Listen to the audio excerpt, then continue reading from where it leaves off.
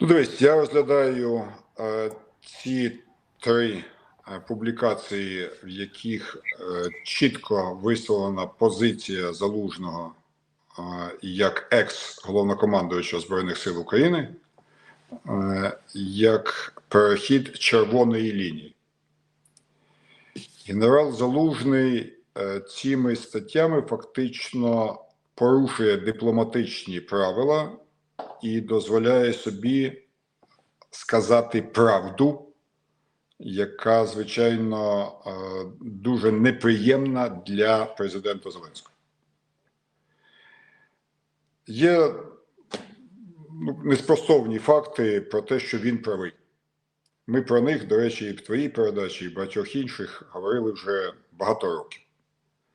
Але вперше Залужний заявив про те, що країна була не готова до війни, армію, по суті, зв'язали по рукам і ногам і не дали їй готуватися, виходити на бойові рубежі і готувати оборону.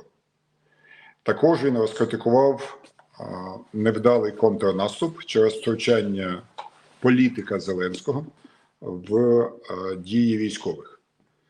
Ну, єдине, що я б на місці Валерія Федоровича додав, що уявити собі, наприклад, Рузвельта, який дає вказівки Ейзенхауеру, як наступати в Європу, ну, взагалі неможливо. А в нашій країні відбулося саме так. Людина, яка ніколи не була в армії, фактично провалила підготовку до війни, а раптом вирішила, що він полководець, який знає точно, як правильно наступати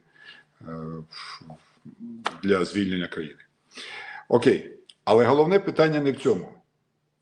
Головне питання, чому саме зараз Залужний виступив з такими заявами. От що сталося такого, що він це зробив? І тут моя відповідь буде такою. Це другий раз, коли Залужний перейшов внутрішню червону лінію. Чому я кажу внутрішню? Бо треба зрозуміти, генерал Залужний багато десятків років служив в армії, постійно знаходячись під портретом президента, який для нього є найвищим начальником. Перейти внутрішній бар'єр, який вихований у всіх військових, з критикою до президента, для нього майже неможливо. Але він це зробив уже вдруге. Не в цих статтях. Він зробив ще до того. Для того, щоб це згадати, давайте згадаємо, що відбувалося перед війною. Я мав можливість побіжно глянути на матеріали кримінальної справи, яку відразу після повернення ДБР із Закарпатського котла у квітні 22-го року за командою Офісу була порушена проти генералів, яких хотіли зробити крайніми за втрату півдня. Так ось в цих матеріалах було видно, що Україна отримувала попередження про неминуче вторгнення із серпня 21-го року. У Зеленського було 6 місяців для підготовки до оборони. З жовтня і листопада в Україну приїжджали вже найвищі посадовці західних партнерів. І директор ЦРУ Бернс, і держсекретар Сполучених Штатів, і дзвінки Байдена, і прем'єр-міністр Британії, і керівник британської спецслужби Мі-6. Всі вони були в Києві, і всі вони привозили перехоплені плани вторгнення в Україну. Конкретні докази і навіть маршрути. Бернс уже пізніше в інтерв'ю навіть згадував, що він казав чітко 3 головних точки. Чорнобиль, Чонгар, Гостомель. Що в такій ситуації мав би робити будь-який президент? Якщо президент не знає, що робити, а Зеленський, очевидно, був розгубленим, боячись такого розвитку подій, він не був готовий всім своїм життям до цього. Він мав би звернутися до професіоналів, Б. Відкрити Конституцію, розділ 5, Президент України. В Конституції і в Законі про оборону чорним по білому написано прості речі.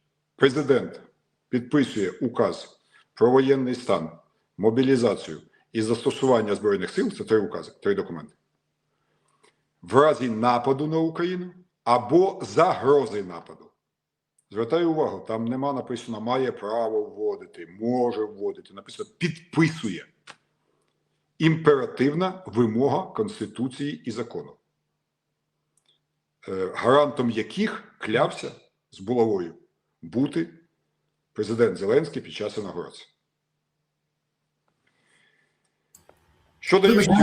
Маленьке уточнення. Я правильно розумію? Ти говориш про те, що відбулося дуже схожа ситуація під час моєї каденції в Верховній Раді, коли відбувся військовий інцидент в Азовському морі, і росіяни напали на наш корабель, то тоді, відверто, з великими проблемами, але навіть тоді, без будь-яких попереджень, ще ввели на деякий час військовий стан. Була ж така історія? Була така історія. Його ввели, і ввели, до речі, на частині території України, яка дозволяє це Конституція.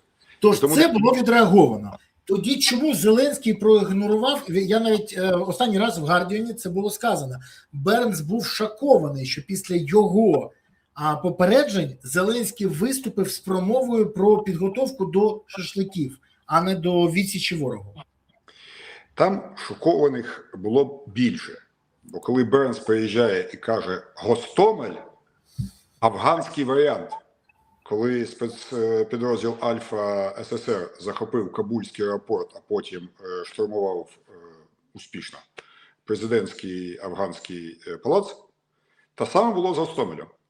Був план захоплення Гостомеля через десант повітряний і штурм резиденції урядового кварталу. І зразу після цього, буквально через пару тижнів після його від'їзду, після його попередження з картами, з доказами, з усім,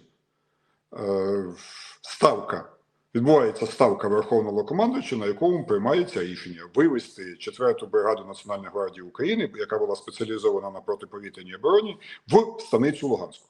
Ну, звичайно, самий потрібний напрямок для захисту повітряного простору. Станиця Луганська. Сама східна точка українського Донбасу. В результаті, ну, ясно, що такі попередження і така реакція виглядала як просто знущання Зеленського. Аналогічно відбулося з ситуацією навколо Чонгару. Якщо в 2016 році там стояло 21 тисяча військ з артилерією і ракетними дивізіонами, то станом на вторгнення там було напівкомплектний батальйон морської піхоти. Близько 300 чоловік, як 300 спартанців, мали охороняти 12 мостів, маючи в своєму приданому саперному підрозділі аж 8 саперів. З цілодобовими контролями, прозвонами 3 рази в добу і таке інше, таке інше. І от на фоні цього всього у Зеленського був конституційний шлях оголосити воєнний стан бодай на певних територіях України, якщо він вже так боявся паніки, оголосити бодай часткову мобілізацію. І головне, можна всього цього було не робити вже зрештою, можна було просто видати указ про застосування Збройних сил України. Хоча б на деяких територіях. Що це означає? Ми вже про це з тобою говорили, але ще раз, наші шановні глядачі, ну, на всякий випадок повторю. Війська не можуть самостійно пересуватися із казарм нікуди, крім полігонів, без рішення Верховного командувача. В цьому полягає цивільний контроль за військами. Так є у всьому цивілізованому світі. Військові йдуть кудись, копати окопи, готувати фортифікації, ставити мінні поля, мінувати інфраструктуру тощо, робити там вогневі пастки, там, ну, багато інших речей. Все це можна робити тільки тоді, коли Верховний Головнокомандуючий, як глава цивільного контролю за застосуванням Збройних сил, дає їм на це дозвіл вийти з військових частин і рушати, наприклад, під Чонгар, або під Чернігів, або під Житомир, або під Харків. Ну, насправді, нещодавно стало відомо, що на Раді національної безпеки і оборони був страшний скандал. Зеленський просто впав в крик, коли дізнався, що Залужний відправив, маючись на це повноваження, на полігон в Херсонській області на лівому березі 59-ту бригаду. Був страшна істерика, як висміли, це підірве фінансову стабільність. І оця фінансова стабільність сиділа як вавка в голові нашого верховного командуючого. Хочу Що це додати. означає в перекладі? Що це означає оця фінансова стабільність? А все ж дуже просто. Фінансова стабільність – це продовження великого будівництва. Хочу нагадати, що в 2021 році, коли вже з серпня знали про вторгнення, до грудня, 20 числа грудня, парламент збільшував видатки на велике будівництво. Доповідаю, за 2021 рік видатки на велике будівництво склали 348 мільярдів гривень. Ти обмовився. Не велике будівництво, велике крадівництво. Ти не дуже чітко висказався. Окей. Дефект фікції. А тепер друга історія. Видатки на армію 36 мільярдів. Ще раз. 348 на дороги, 36 на підготовку до війни. 10 кінців. І тому Зеленський до самого кінця не вводив ні воєнний стан, ні мобілізацію, ні указ про застосування, бо його хвилювала фінансова стабільність, яка наповнювала кишені його менеджерів, котрі розкрадали кошти на великому будівництві. Чого воно варто, ми зараз бачимо на українських дорогах, як вони розсипалися після суворої першої зими. Але повертаємося до нашої теми. В цих умовах пройшов листопад, пройшов грудень, військові, як пише нам, до речі, Guardian, і це означає, що Залужний нарешті почав називати речі своїми іменами, вимагали від президента воєнного стану і указу про застосування Збройних сил. Маленька ще одна ремарка. На днях в мене був в ефірі генерал-лейтенант Наєв, який підтвердив цю інформацію і сказав, що підтвердив, що на ставці дійсно волали, була руганина, і Зеленський кинув претензію Залужному. Ти що, хочеш, щоб долар був по 100? Ти хочеш, щоб була паніка? Ти навіщо це робиш? І це підтверджує вже ще декілька людей, які, на жаль, не хочуть виходити в ефір, на відміну від генерала-лейтенанта Наєва, але саме генерал-лейтенант Наєв, генерал Залужний і начальник Генштабу Шаптала тоді прийняли рішення вивести війська з ППД, пунктів постійного... Чекай, зараз я до цього дойду, не так було трошки. Окей. Дивись.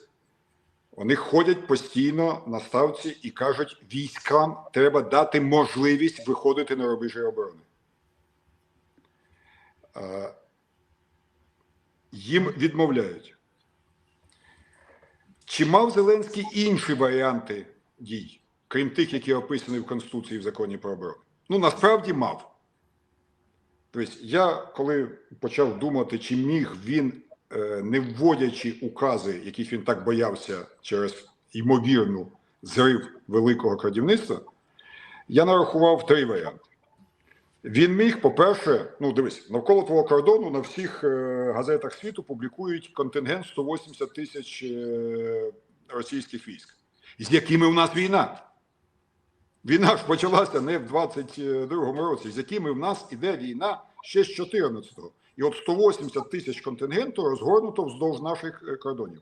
Нагадаю, в Україні на той момент в армії приблизно 220 тисяч.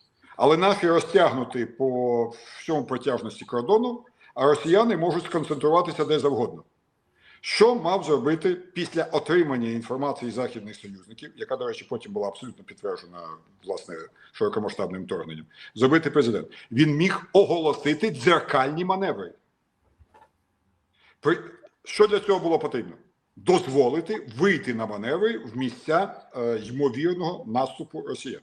Тобто на південний напрямок і на білоруський напрямок. Цього не було зроблено. Другий варіант, що він міг зробити? Він міг просто без указу про мобілізацію призвати в війська 50 тисяч резервістів першої черги, які були приготовані за часи президента Порошенка.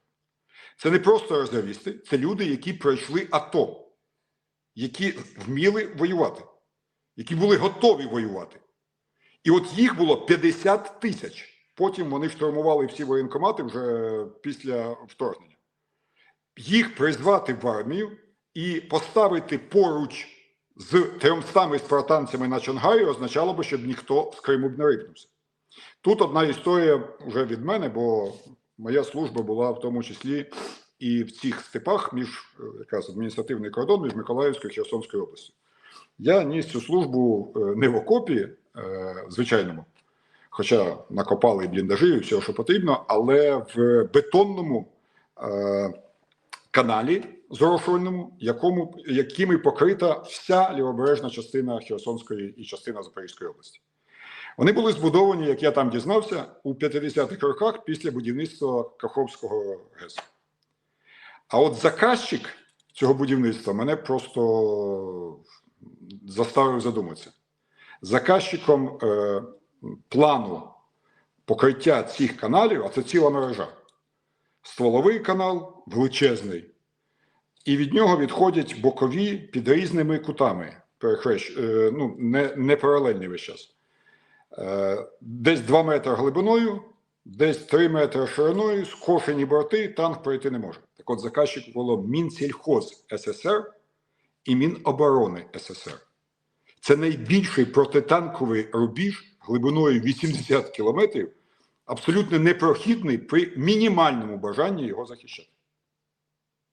І от там стоїть, замість 20 тисяч військ, 300 чоловік морської піхоти, в яких немає ні протитанкових засобів, ні достатньої кількості вибухівки, ні інших речей. А в тебе є 50 тисяч резервістів різної спеціальності. Якби вони стояли там, на лівому березі, скажи мені, чи пішли би орки безперешкодно фактично, пройшовши від адміністративного переходу з Криму до Антоновського мосту, це міст через Дніпро до вхід в Херсон, за 1 добу? Дивись, можливо, що при тих умовах, які ти говориш, могли взагалі не розпочинати цю операцію. От, власне, це питання мене мучить ще з того моменту, коли я попав туди на південь. І мене почалася війна. Коли тебе зупиняють гопники, і вдруг ти випадково достаєш ствол, то вони кажуть, ні, ми не для цього, ми взагалі хотіли поцікавитися, котра година. І як все. пройти в бібліотеку, так. Але дивіться, насправді, я завжди задаю собі запитання, якби на Чонгаї стояло в кожному оцьому, я вже не кажу на самому Чонгаї, я розумію, російська авіація, артилерія могла розбомбити все, що стоїть впритул до переходу, але от цей величезний масив каналів, малесеньких мостиків, які з'єднують ці канали, які взриваються на раз, які в кожному каналі може сидіти людина просто з Джавеліном, Зенлавом і навіть Стугною чи навіть з радянськими протитанковими ракетами, неможливо колонам було би пройти. Але військам заборонено виходити на рубежі, а резерв 50 тисяч військ залишається в домівках. Ще додам останнє питання. Що сказав вчора генерал-майор Кривонос в моєму ефірі. Рубежі були не підготовлені, нічого не викопано. Чому? Тому що не було дана команда. І що одна рота може за 10 днів повністю підготувати рот або ВОП. Так дивись, це ж якщо ти стоїш в голому полі, а я ще раз кажу, це пласке абсолютне поле, в якому посадки через 1,5-2 кілометра повністю порізано вже готовими бетонними окопами, в яких заховатися гранатометнику взагалі не проблема. Ми коли готувалися до відбиття атаки, ми купили ще й квадроцикла, щоб можна було швидко під'їхати, пальнути і втекти. Бо квадроцикл повністю разом із тими, хто в ньому знаходиться, закривається цим бетонним, величезним, пласким бетонним жолобом. Це просто унікальні споруди. І от ні військ, ні резервістів туди не вводять. Більше того, вчиняють скандал за спробу підсунути ближче одну з бригад. Ну і останній варіант. Можна було розгорнути ТРО, бо було ще 120 тисяч резервістів другої черги. ТРО було заплановано з січня створити. Його створили аж з 8 тисяч бійців на всю Україну, без зброї, без штабів, без автотехніки. Будь-яка спроба мерів, наприклад, Кличка, зібрати мерів міста і обговорити розгортання ТРО, просто дивилася на корню і Зеленським, і Даніловим, який виступав просто головним, ну скажімо так, нападаючим проти такої ідеї. Бо ми, мовляв, і так без вас все знаємо. І от ця картина, вибач, що довго тяну її, в цій картині йдуть лічені дні. І в цей момент Залужний перший раз переходить червону лінію військового. Не дочекавшись указу про застосування Збройних сил України, він разом із міністром оборони Резніком випускає наказ із такою ж назвою. Це юридично неправомірний наказ. Він називався «Наказ про застосування Збройних сил України в умовах потенційного військового конфлікту». Фактично за цим наказом, замість президентського указу, Наєв, який в умовах до війни був головним воєначальником, командуючий ООС, працюючи щільно з Залужним, який був головкомом, починає висувати війська, не дочекавшись президентського указу. Якби війна не почалася, я практично впевнений, що їх би за це посадили. Бо це перевищення повноважень, це, по суті, ну, самовправство військових. Але оцей перехід червоної лінії врятував майже все. Не все, але майже все. Поясню. Танковий батальйон з Рівненського полігону виходить на Овруцьку трасу, яка взагалі безборонна, і рятує Житомир. А значить, зберігає трасу Житомир-Київ, по якій постачається все. Ще один танковий підрозділ виходить із київських полігонів і зосереджується таємно біля Чернігова. І зупиняє орків прямо на підході до міста, передмістя вони бомблять, але пройти далі не можуть. В Харкові раптово з'являється легендарна 92-га. 59-та, яка застрягла в пісках лівого бережжя на цьому полігоні, про який кричав криком Зеленський, починає марш кидок, і за 2 дні, ви ж розумієте, що таке бригаду підняти, загрузити і рушити, за 2 дні доходить до Антоновського мосту прямо ввечері 24 лютого і збиває росіян з мосту і проскакує на правий берег. На жаль, мости не заміновані, вони не взриваються, команди на це не поступають. Указ президента все ще дебатується в парламенті, все ще не опублікований, до речі. Ти забув пригадати 72-гу бригаду, яку теж... А 72-га бригада також виходить із своїх казарм з Білої Церкви і займає свої рубежі оборони Київщини, причому хто військовий, той розуміє, наскільки складно одному організму працювати на 2 берегах такої широкої річки, як Дніпро, і тим не менше вони це роблять. І от саме цей наказ не зовсім юридично легітимний, я вам скажу, рятує і людей, і техніку від перших ракетних ударів, які били по порожнім казармам. Саме цей наказ рятує Житомир, Чернігів, а значить і Київ. Рятує Харків, а значить і вертикаль до розділу Східної і Центральної України. Саме цей наказ фактично рятує Миколаїв. Саме тоді, от перший раз, Залужний перейшов військову червону лінію, а потім повернувся за неї і далі воював, як і належить по уставу, по статуту. І от, вибачте за довгий екскурс, але так я розцінюю і ці статті Залужного. Він знову перейшов червону лінію дипломата. Чому раптом? Моя версія така. Останні виступи Зеленського у Давосі, а потім на Мюнхенській безпековій конференції, показали страшенно небезпечний його зовнішній курс. Він не новий, але зараз став надто концентрований. Він нещадно не просто критикує, а знущається над західними союзниками. Він просто ставить нас на межу дипломатичних розривів цього союзу. А це означає Білорусь. відрізання від Європи з внутрішньою авторитаризмом означає Білорусь. І Залужний, який став політиком, давайте цього не приховувати, він уже не військовий, він уже політик, не міг цього допустити, бо це така сама загроза, як загроза непідготовленого оборони в 22-му році. І він знову переходить червону лінію і називає речі своїм іменами. Зеленський не є безгрішним, непомильним і геніальним полководцем. Він наводить приклади. І таким чином зупиняє його самовправство від імені цілої держави. Фактично Залужний говорить і світу, і головне Україні, є альтернатива. Він це зробив.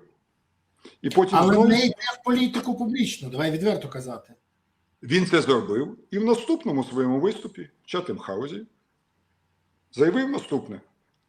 Я не збираюся займатися публічною політикою, поки не закінчилась війна. Таким чином, що ми маємо? Ми маємо дві половинки дуже правильної позиції. Генерал Залужний підкреслив, що він не згоден з Зеленським в багатьох принципових моментах і ведення війни, і політики, але політикою зараз займатися не буде. Зеленський, звичайно, не хоче вдумуватися в такі деталі.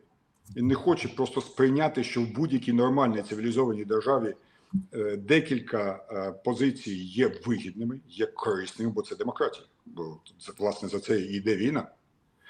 Бо війна ж йде не за те, щоб зберегти монархію Зеленського, а за те, щоб Україна була вільною у своїх можливостях обирати керманича, обирати політику, обирати майбутнє.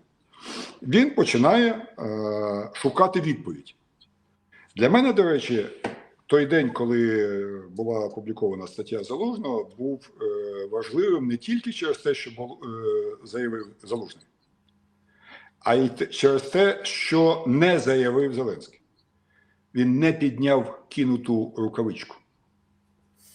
Нагадаю, що попереднього посла, Пристайка, Зеленський зняв за одне речення.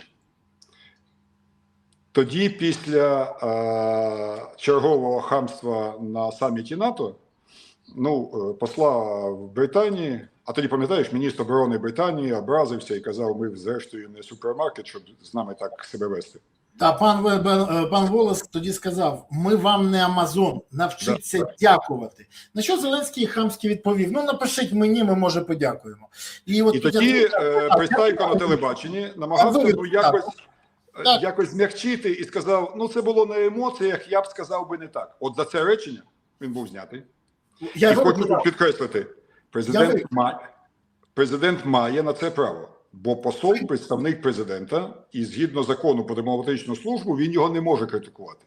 І от було цікаво, що зробить в цій ситуації Зеленський. Зеленський побоявся підняти рукавичку, а через декілька днів прямо заявив, що він не буде знімати Залужного за критику. Будь ласка. Але в притаманній йому манері Офіс натравив, звичайно, всіх своїх там говномети на Залужного. І в першу чергу вчепилися обговорення проблем неуспіху, або, скажімо, прямо провалу контрнаступу. Для мене, знову ж таки, показово не це. Для мене показово те, що ні одного слова, ні один говномет Банковий не сказав про критику Залужного початку війни. Вони будуть говорити про що завгодно, але вони бояться цієї теми. А тепер поясню, чому для усіх нас ця тема є ключовою. Навіть більш важливою, ніж контрнаступ при всій повазі тих, хто віддав своє життя в цій битві. Можливо, хтось не призабув, але якщо зараз глянути на карту боїв, взяти калькулятор, то ви побачите. 53% окупованих територій під час цієї повномасштабного вторгнення було окуповано фактично без бою в перший місяць війни.